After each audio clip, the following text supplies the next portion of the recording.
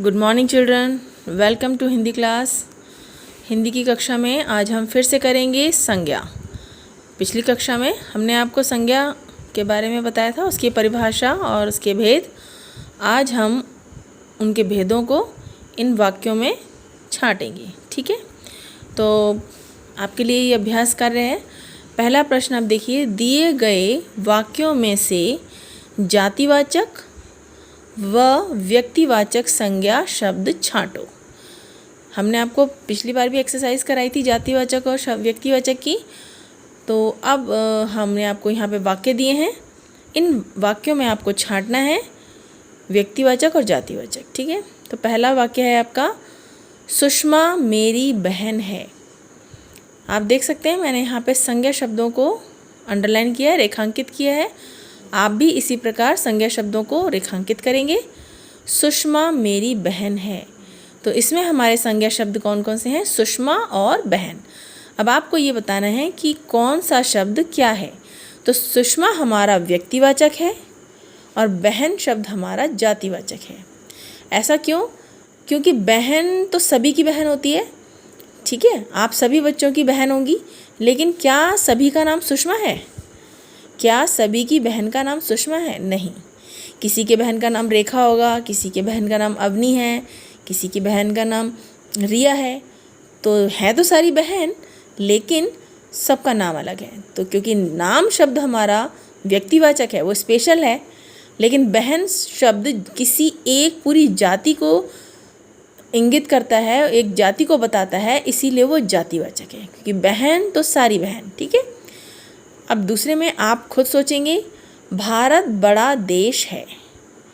अब इसमें भारत और देश दो आपके संज्ञा हैं। अब आप बताइए कि कौन सा शब्द व्यक्तिवाचक में आएगा और कौन सा शब्द जातिवाचक में। ठीक है बच्चों, दूसरा देखिए, थर्ड क्वेश्चन है आपका, मुझे फलों में आम पसंद है। संज्ञा शब्द है इसमें फलों, फल शब्द आपका, आप केवल फल भी लिख सकते हैं, और आम शब्द है, ये संज्ञा है। लेकिन इसमें एक शब्द आपका जातिवाचक है, एक आपका व्यक्तिवाचक है। तो आपको उसे यहाँ पर लिख कर बताना है। अगर आपके पास यहाँ स्पेस नहीं होता सामने, तब आप इस वाक्य को लिखने के बाद इसके नीचे भी लिख सकते हैं। ठीक है, ऐसे लिखेंगे यहाँ पे व्यक्तिवाचक और उसका उत्तर, और फिर यहाँ नीचे उसके जातिवाचक और उसका उत्तर। आप इस प्रकार भी कार्य कर सकते हैं। मेरे पास यहाँ बोर्ड है और इसलिए मैं एक साथ इस तरीके से लिख रही हूँ। आपके पास कॉपी है और पेज काफ़ी हैं, तो आप इस तरीके से भी कार्य कर सकते हैं। घ देखिए, तोता डाल पर बैठा है। तो इसमें तोता शब्द और डाल, डाल उसका नाम है ना, एक पेड़ की जो डाली होती है, हमने उसका नाम रखा हुआ है। और हमने आपको क्या बताया था कि नेमिंग शब्द जो होते हैं, जो नाम वाले शब्द होते हैं, उन्हें संज्ञा कहा जाता है। तो तोता और डाल दोनों आपके संज्ञा हैं, लेकिन आपको बताना है भेद के अनुसार, इनको अलग अलग करना है कि कौन सा शब्द व्यक्तिवाचक है और कौन सा जातिवाचक। ड़ा में आइए, जो पिंजरे में शेर है। ठीक है, अब पिंजरे में शेर है तो इसमें आए पिंजरे शब्द, क्योंकि वो किसी वस्तु का नाम है, और शेर वो भी किसी प्राणी का नाम है। लेकिन इसमें एक व्यक्तिवाचक है, एक जातिवाचक। अब आप पता लगा कि इसको सामने लिखेंगे या उसके नीचे भी लिख सकते हैं। नेक्स्ट, च, हिमालय पर तरह तरह के जानवर रहते हैं। इसमें हिमालय शब्द और जानवर, ये दोनों शब्द आपकी संज्ञा हैं, क्योंकि जानवर तो सारे जानवर। ठीक है, और व्यक्तिवाचक कौन सा है इसमें? वो नाम है हिमालय, सारे पहाड़ों का नाम हमने आपको पिछली बार भी लिखवाया था। आप बताएंगे कि इसमें व्यक्तिवाचक और जातिवाचक को अलग अलग करेंगे। ठीक है, तो ये है आपके लिए अभ्यास। अब आइए नेक्स्ट प्रश्न पे, गिनती लिखो। हिंदी की गिनती लिखनी है आपको। ये है 61 से लेके 70 तक इंग्लिश में। इसे बोलेंगे हम हिंदी में 61 से 70। तो अब ये देखिए, इसका सबसे आसान तरीका है जानने का। आपने 60 तक गिनती की थी, 60 को 60 कहते हैं, क्योंकि अब 6 की लाइन स्टार्ट होने वाली है। तो इसीलिए 60 के बाद की गिनती हम आरंभ करेंगे।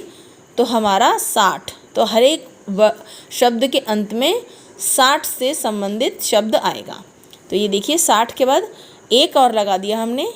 ये तो सब 6 है, सब 6 बने हुए हैं, क्योंकि हम 60 की लाइन कर रहे हैं।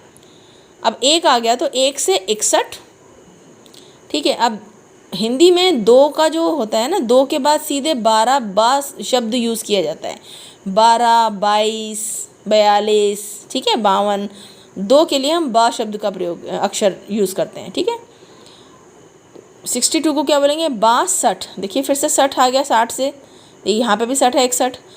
3 से 63, 60 को पहचानने वाला, 60 को बताने वाला यहाँ पर 60 आता है। 4 से 64, 5 से 65, ठीक है, और 6 से बनेगा आपका 66, 6 से 66। अब यहाँ 7 है तो 7 से सा लगा के 67। यहाँ 8 है तो 8 का अ ले लिया हमने और 68। यहाँ 9 है, 9 का हमने न यहाँ पे ले लिया, उन और 70। अब यहाँ पे हमने 60 क्यों नहीं लगाया, 70 क्यों लगाया, इसलिए क्योंकि लास्ट का जो हमारा शब्द वर्ड होता है, जो गिनती हमारी लास्ट की होती है, हमारा जो उससे पहले का शब्द होता है वो उससे संबंधित होता है, उसका साउंड लेता है वो, ठीक है। तो हमारा 70 आने वाला है, इसीलिए हमने पहले वाले को 69 बोल दिया। अब आप यहाँ देखेंगे आपने आधे अक्षर सीखे थे, आधे व्यंजन, यहाँ पे आधा ता है और ता पूरा ता है, यहाँ पे भी आधा ता और पूरा ता। अगर ये नहीं होते तो हमें कैसे इसको प्रोनाउंस करते, उच्चारण इसका 69, लेकिन 69 नहीं है ना, 69 है, इसलिए आपको आधा ता लगाना ही होगा। यहाँ पे भी 70 नहीं है, हल्का सा ता बोलना है ना इसको, 70। तो ये है आपकी हिंदी की गिनती, और ऊपर हैं आपके संज्ञा शब्द, वाक्य हैं, उनमें आपको संज्ञा शब्दों को रेखांकित करना है और उसके नीचे या उसके सामने आपको बताना है कि इसमें व्यक्तिवाचक कौन सा है और जातिवाचक कौन सा है, ठीक है। तो ये है आपका कार्य, इसको बहुत ध्यान से करेंगे और बहुत सुंदर सुलेख में आपको यहाँ इनके सामने इस तरीके से लिखेंगे, एक शब्द यहाँ एक इधर, ठीक है बच्चों।